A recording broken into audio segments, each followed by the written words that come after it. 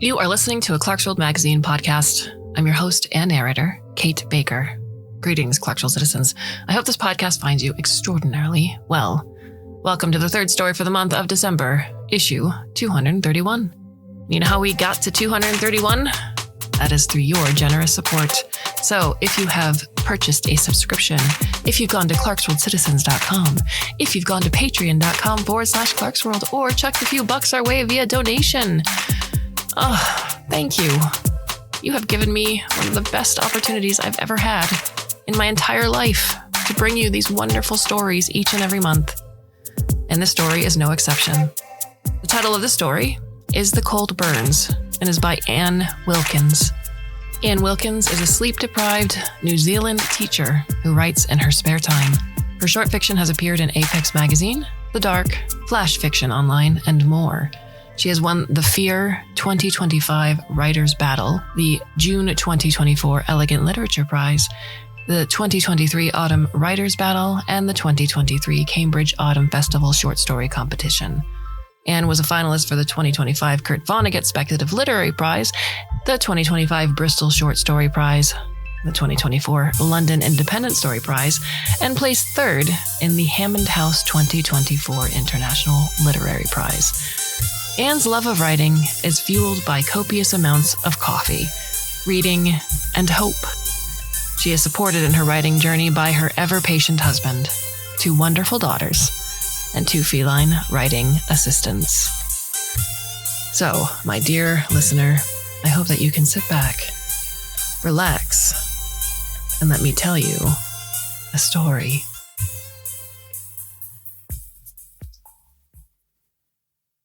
I make little ghosts with every outward breath.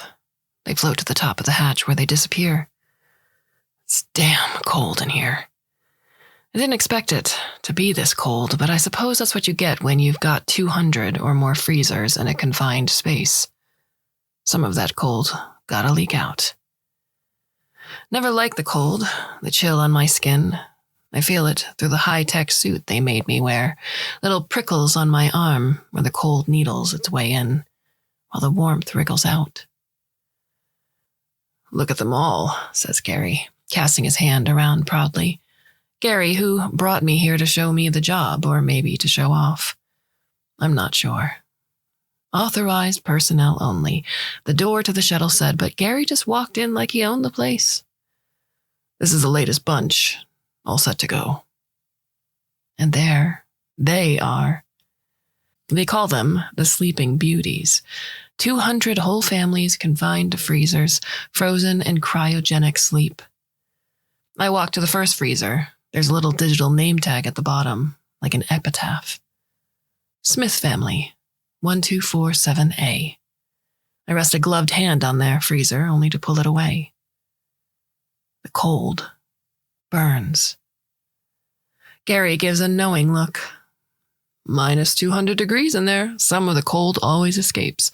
The techs haven't sorted out that yet, but yeah, try not to touch stuff, 'cause the cold hurts. It sure does. I move farther along toward the clear glass of their pod, the Smith family, their face up, 4 bluish-gray naked bodies all huddled close to one another, as if for warmth. A man, woman, boy, and girl. They're covered with traces of ice that have caked to their skin. Their eyes are shut, but they don't look asleep. They look dead. I wonder what their last thoughts were as the cold took them. Was there some small comfort that they were together? The clothes stick, so they gotta remove them before they go under. That one sure got nice tits, eh? Gary's looking down at the frozen woman's breasts, the corner of his lips twisted in a sick smile. I suppose so. I don't want to offend anyone, I just want the job, and I just want out of here. How long is it before they go? This shipment leaves in 2 days. We got androids up on the moon. They do the unloading, stacking them in, uploading their names. How many on the moon now, I ask? There must be thousands of families. Yeah, something like that. Gary's pudgy face turns a little pale, like the cold's finally getting to him. So anyway, you want the job? I thought he'd never ask. I live in Utopia. Well, that's what we call it now. An urban paradise, an urban myth. Holographic billboards cast their slogans 24 hours a day in case we didn't get the message the first time. Utopia. We're rebuilding our world one step at a time. How big is your footprint? It's a constant reminder of how close we all are to the cold of the freezers, and that the only way to escape the cold is to be rich, lucky, or work hard. I'm not rich nor lucky. We live in one of the poorer suburbs, in a one-bedroom, shitty apartment on the 32nd floor. It's a place where you can never quite get clean. The grime clings inside and out. Crime's high, suicide's high. People are high. I trudge my way upstairs, all 32 flights. I don't use the lift. You gotta scan to use that, and that'll only increase my footprint. When I get to my apartment, I step up to the retinal scanner, and the door slides open. I see her immediately, in the corner in the dark, too scared to put the lights on, to use up more than what we need, to increase our footprint. A little ghost of a woman. Hey, Ma. She turns from the corner from the darkness. Her eyes are sunken far back as if her body is pulling them back inside itself. She's still twitching. Not as bad as Dad was, but every day she's worse. Small, uncontrolled jolts. Any luck today, Jacob? She asks. I got a job at the freezers. I start tomorrow. I say it quickly, try to smile, but I see her face fall. No one round here thinks freezing families is an honest living, but we've got to live somehow. She shakes her head. Tell them no. I saw them today, Ma. Some of the sleeping beauties. I'll only be helping them on their way. Ma's still shaking her head, and there's a little hurt sound that leaks from her mouth. Her eyes are all pain. I draw her into me and hold her close. I don't want to see that pain in those sunken pits.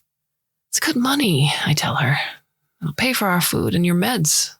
Will we reduce on our footprint, making our way? She pushes me.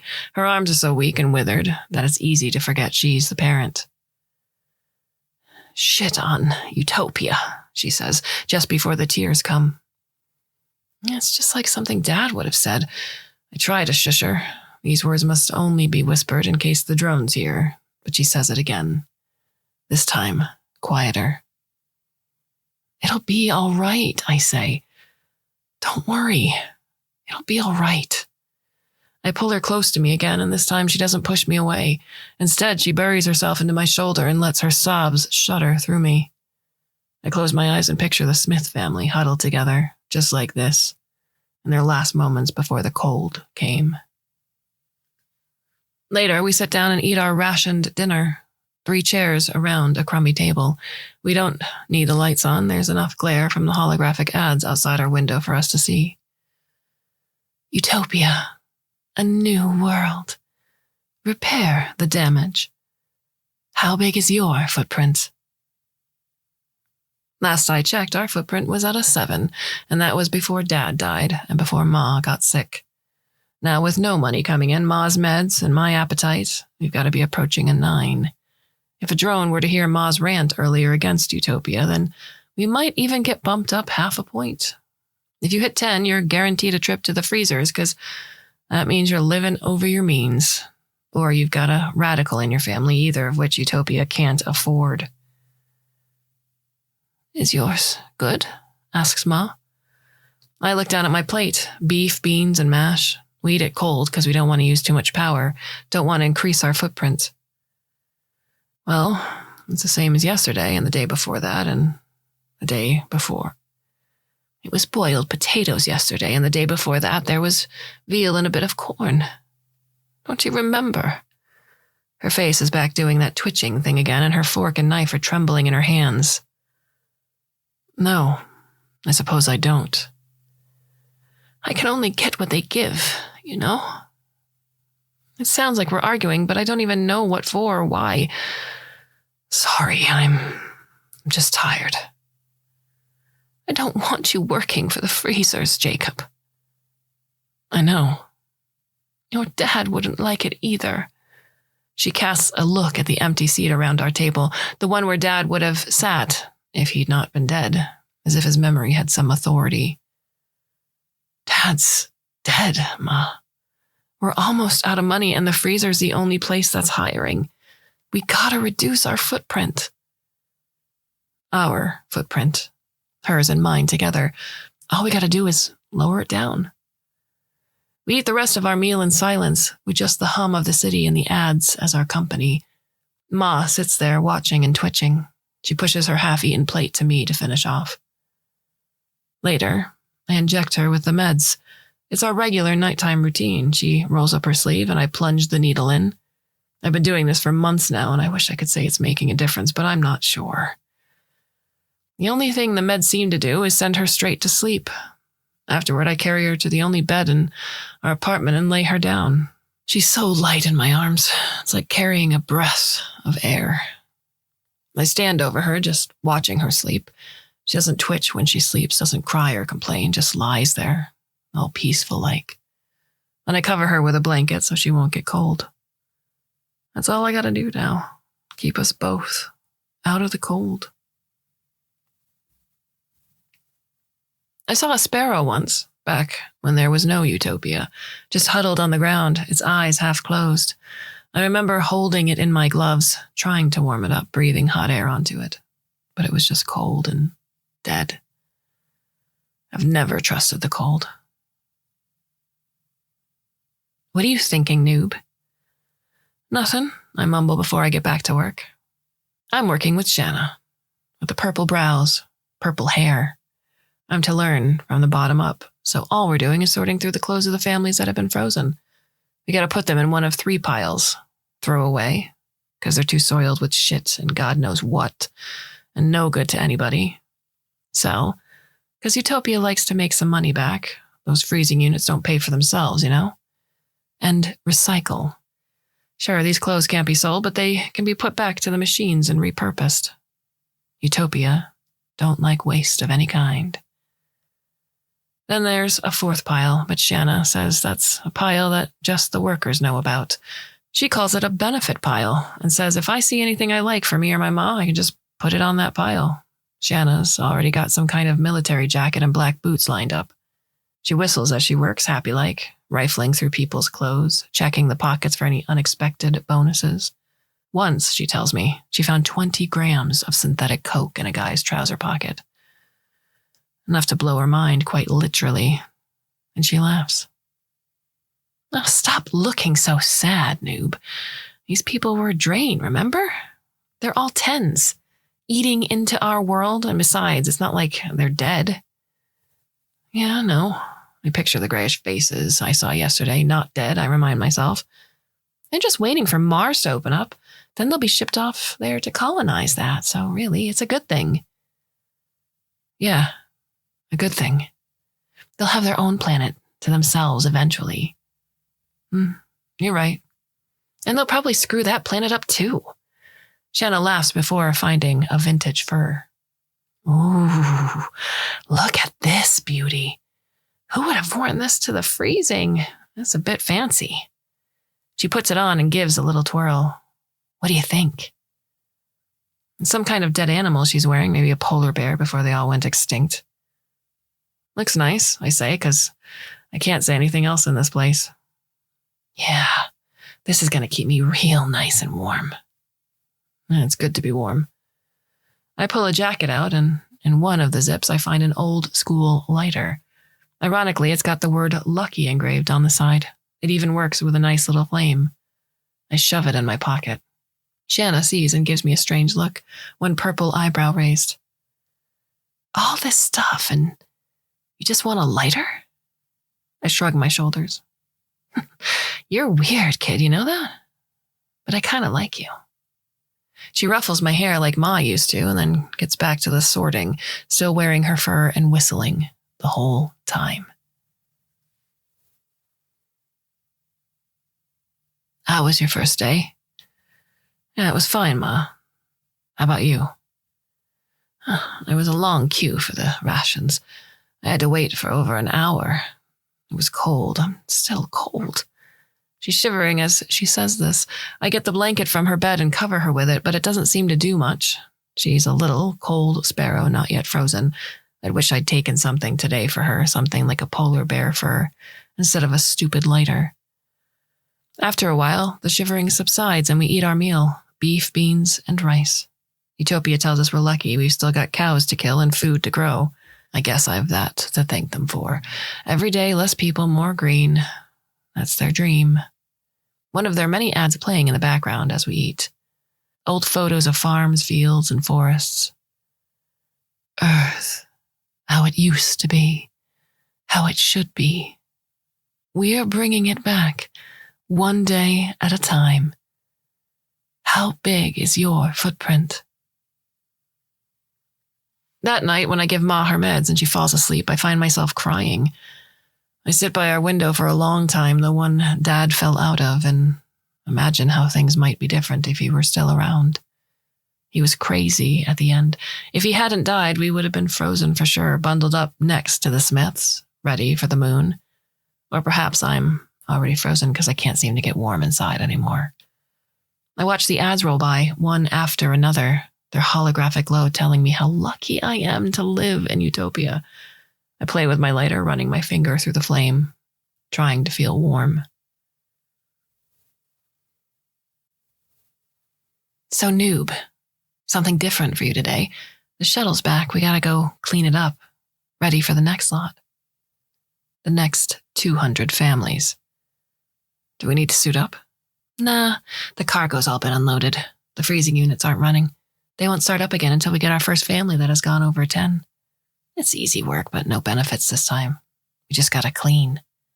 Shanna takes me and 6 others into the shuttle. All the cryogenic chambers are open, empty, like open mouths waiting for their next feed.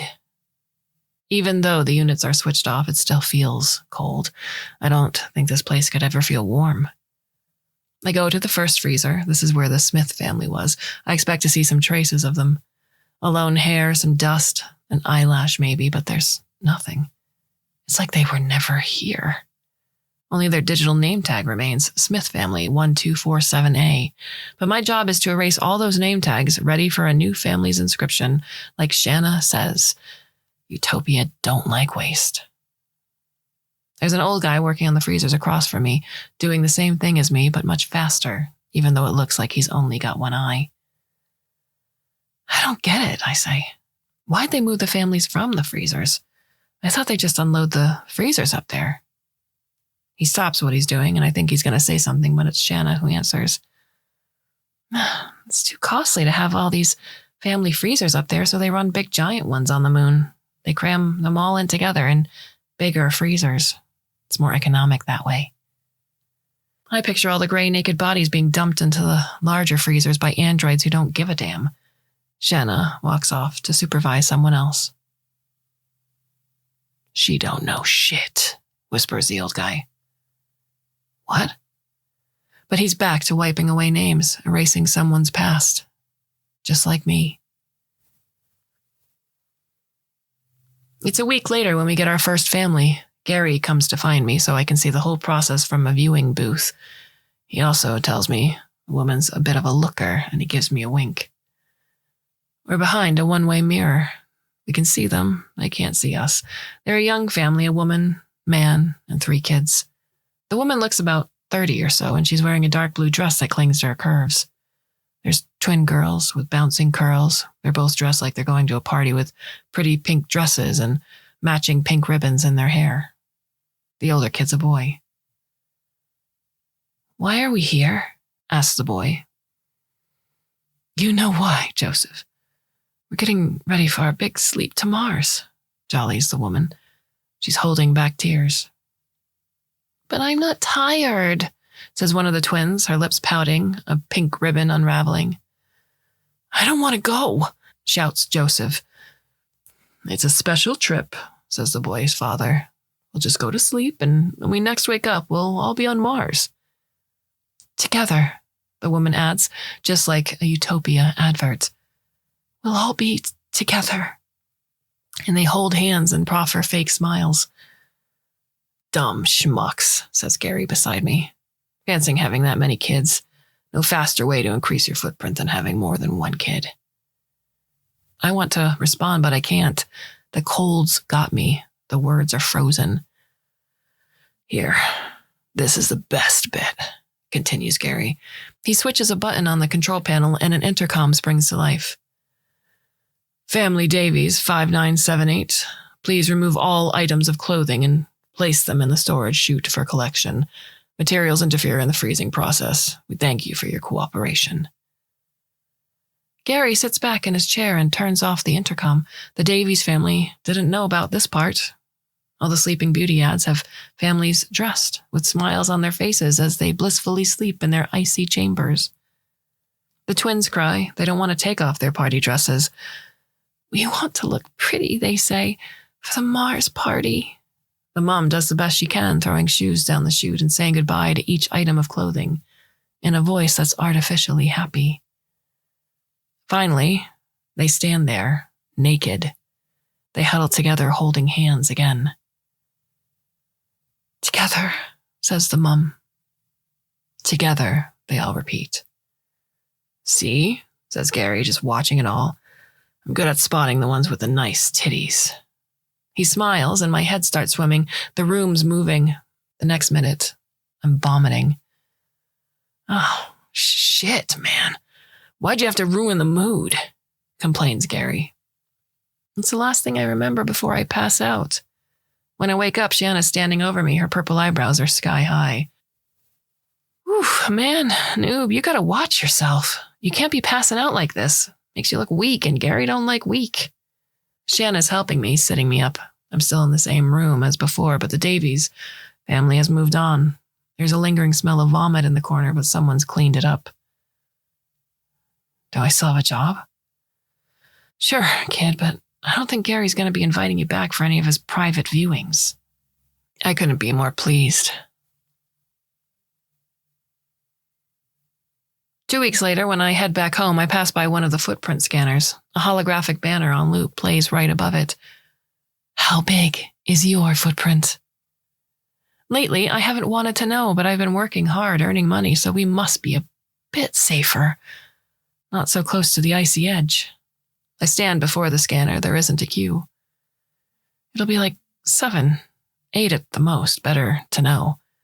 I let the machine scan my retina, and then the report pops up. I draw in a shallow breath as I read. Family, Ashad, 4590, members 2, footprint, 9.8.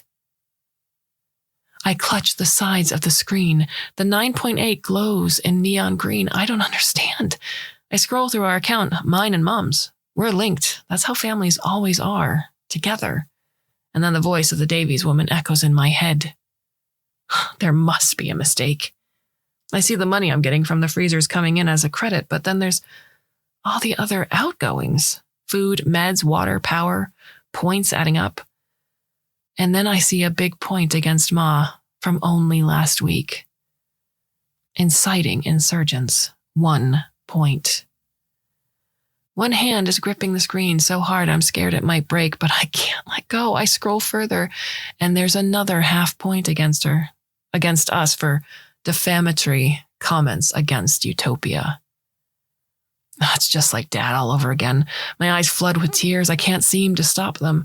The big 9.8 looks blurry. So blurry I almost want to believe it's an 8.8, but I know it's not. I step away from the scanner. Have a nice day, the machine says cheerily. I want to smash it to pieces, but I know that will take us over a 10. By the time I make it back to our apartment, there's a fire burning inside me. Ma! I shout, and she stumbles from the bedroom. She's twitching real bad, worse than before, but I don't let that stop me. We're a 9.8! 1.5 points from you! I throw the words at her like a punch.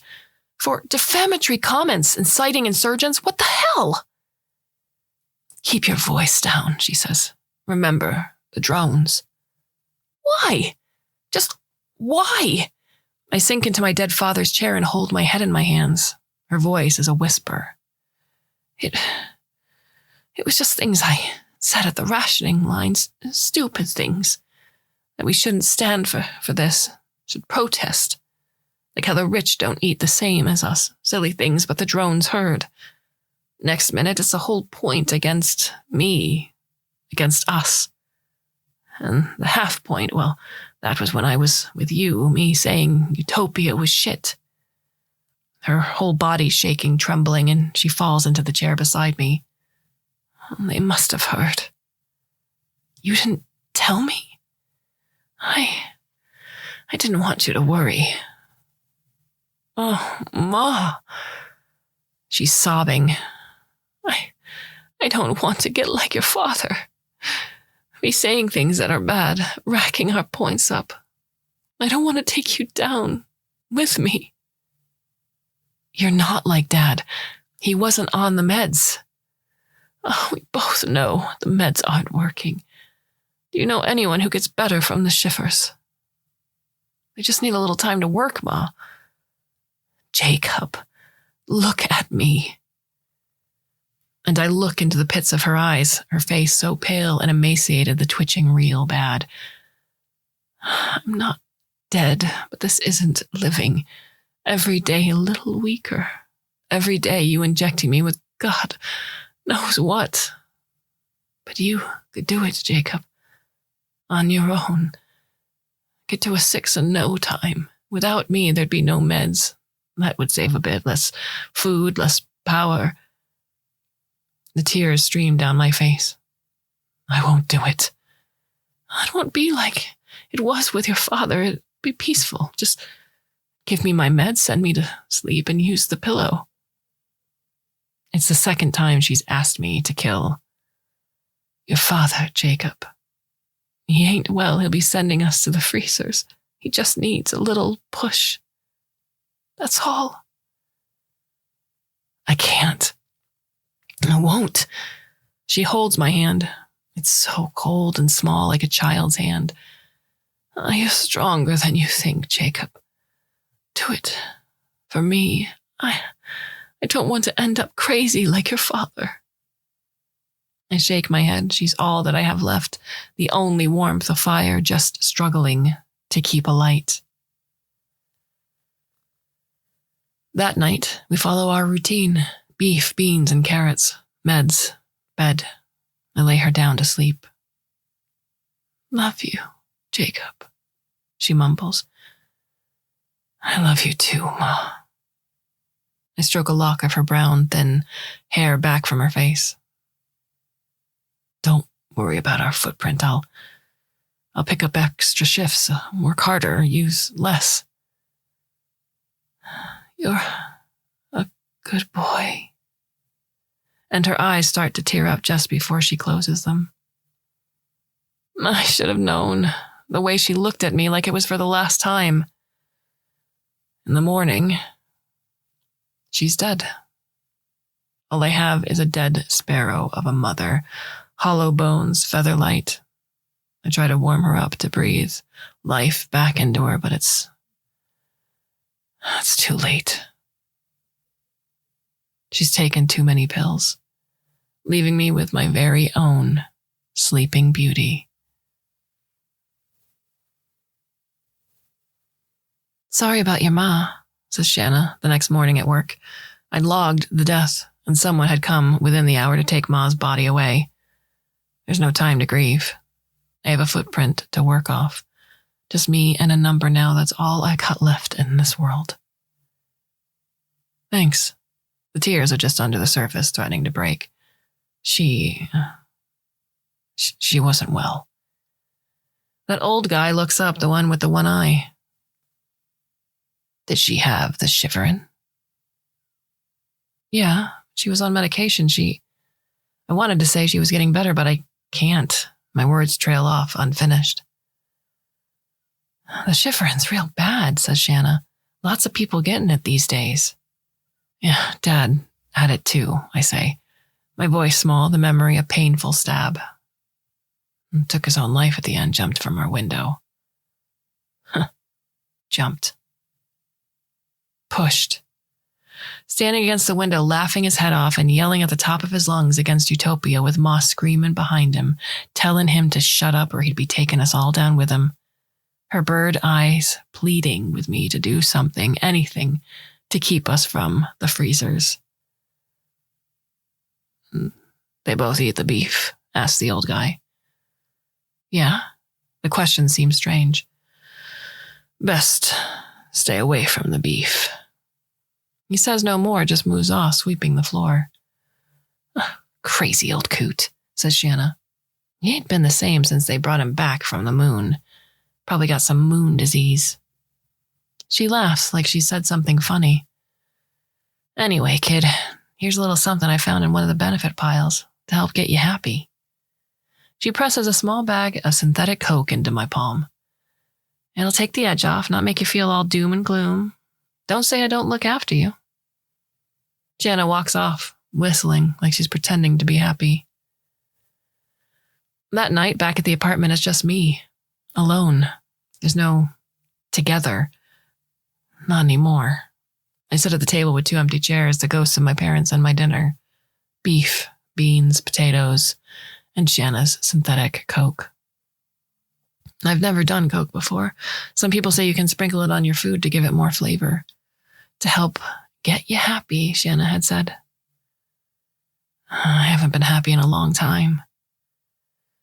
I eat the potatoes, the beans, but I don't eat the beef. And I rinse the Coke down the sink, watching the happy just drain away. The next day, I'm back on the sorting piles, and I get a chance to see that old guy again. This time, I take a note of his name badge. Ray. "Hey, Ray? I didn't eat the beef yesterday." "That's good, kid. You keep doing that." "Well, why shouldn't I eat the beef?" Ray stops and looks at me like he's weighing me up. Too much beef is bad for the shivering." He moves away again, sorting out the clothes, checking the pockets. He's already found some illegal synth drugs, high grade. I'm wondering if Ray's one of those vegetarians or something when I pull out a pretty pink dress, child size. There are 2 of them, identical. Then I spot the mother's dress, dark blue. I'm holding them up in my arms, just looking at them, remembering. There were people in here once. Real people. Now frozen, waiting for their little epitaph. Ray sees me and comes over. He leans right over and whispers in my ear. "Those pink ones. They'll be the veal. And the dark blue is the beef, if you get my meaning." He walks off, leaving me looking at those dresses. His words take a long time to settle, and when they do, I'm left with a head full of questions and a mouth full of vomit. I run for the bathroom. I'm heaving up last night's dinner. There's no beef. My head's spinning, and I'm worried I'm going to pass out again. "Shanna asked me to check on you." It's Ray, looking at me with his one eye. I'm waiting for him to say it was just a sick joke for the noob, one that we can all laugh about, but he's not saying anything, just looking sort of sad-like. "We don't need to worry about the drones in here," he adds. "That was a joke, right? What you said before?" He shakes his head slowly. "The way I see it, son, is you got 2 choices. You can take that stuff I told you, and you can bury it inside. Never think about it again and just go on with your life, trying to keep your footprint down." How do I even know what you said is true? Oh, this is bullshit. Ray gives a long, tired sigh. "Sure, there's people up there in freezers, but they stopped loading them more than a year ago to cut costs. Now all the families that get sent up come back as meat packs to be rationed out. They think no one's likely to find out because it's all happening on the moon with machines, but there's a few of us that have seen what's going on. Utopia's dirty little secret." I feel the bile rise up again, but Ray hasn't finished. The thing is, when you eat your own, especially people who are sick, you end up sick. with the shivers. Makes people twitch, go crazy, and die. So now we've got people dying when they think they're being frozen, and you got people dying from eating people. It's a win-win for Utopia, 'cause less people, more green. That's their dream. Ray gives a little laugh. It's too much. Veal and beef together. Ma, Dad, the Smiths, the Davies. The images bump and collide. Why tell me? I'm no one. You're like me, Jacob. Alone. See all those families in the freezing units, they're all together. But you got no family, and neither do I. So we got no family to be worried about. If we step out of line, it's going to hurt no one but us. So like I said, you got two choices. Forget all I just told you. Be like Shanna and work on keeping your footprint below a 10, or what? Or shit on Utopia.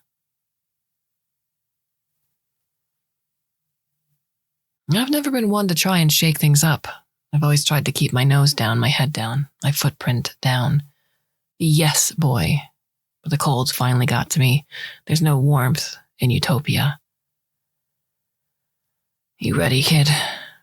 It's been 2 months since Ray's ultimatum, 2 months of planning, and now I'm here with Ray, both of us at work after hours, both of us ready to shit on Utopia. Yeah, I'm ready. Ray radios the go-ahead for the transporters while I hold up Gary's eyeball to the scanners for clearance to the shuttle. There'll be no more oogling for that sick bastard. Not anymore. Authorization granted. The doors swing open and they're all there, just like on my first day. The next batch of sleeping beauties ready to be sent to the moon to be sliced and diced and sent back again for us to eat. Except, not today. I head to the control panel and use Gary's eye to helpfully approve the hatches to be released. All of them. 200 cryogenic chambers open ceremoniously with a hiss as heat floods in to thaw the families out. It'll take about 5 to 10 minutes for them to defrost, says Ray. But it'll take them a lot longer to get warm again. I know what he means. I haven't felt warm in a long time. I can hear the transporters parking up outside. Time's tight, so we've got to move fast. Ray opens the shuttle door so they can begin the unloading. We've got 20 minutes to get all the families moved off. Clothes, blankets are all waiting in the transporters. We've been busy stockpiling some aside. I see the Davies family in the first pod, the twin girls with their bouncing curls. It's not long before their eyes are fluttering open, confused and disoriented. More families are waking up too. I hear their groans and shouts of surprise amid the alarm bells that are ringing in the background. Mars? Questions the Davies woman. I shake my head. No, but a second chance at Earth. Get moving. Somebody's waiting for you all outside. I know Ray's there with others like us, people who have finally woken up. When the last of them is loaded onto the transporters, it's just me and the empty freezers. One last job. I cut one of the tubes through the cryogenic chambers and watch its clear liquid coat the floor. It's funny how something so cold is also so highly flammable. I flick my lighter. Lucky. The cold isn't going to burn me, not anymore. It's going to be me burning up the cold. Shit on Utopia! I yell for Ma, for Dad, for all of us. The place catches fire quickly, like it's been waiting for a bit of warmth this whole time. I leave Gary's eyeball and the lick of flames behind me as I board the last transporter. Let's go, someone shouts, and we're off to a new place off-grid with others like us, where our worth won't be measured in the size of our footprint. It's a start, a small one, but we're slowly going to wake up all those who've been sleeping. A holographic billboard projects its message on one of the buildings as we fly past. Utopia. We're rebuilding our world, one step at a time. I close my eyes and smile. For the first time in a long time, I feel a little warmer.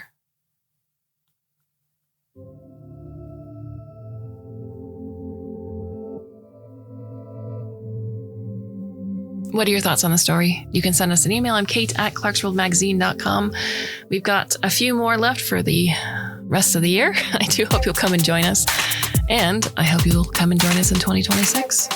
Come and listen to yet another podcast, should you so choose. And until then, my dear listener, thank you for your ongoing support. And I bid you a very fond and hopefully very temporary farewell.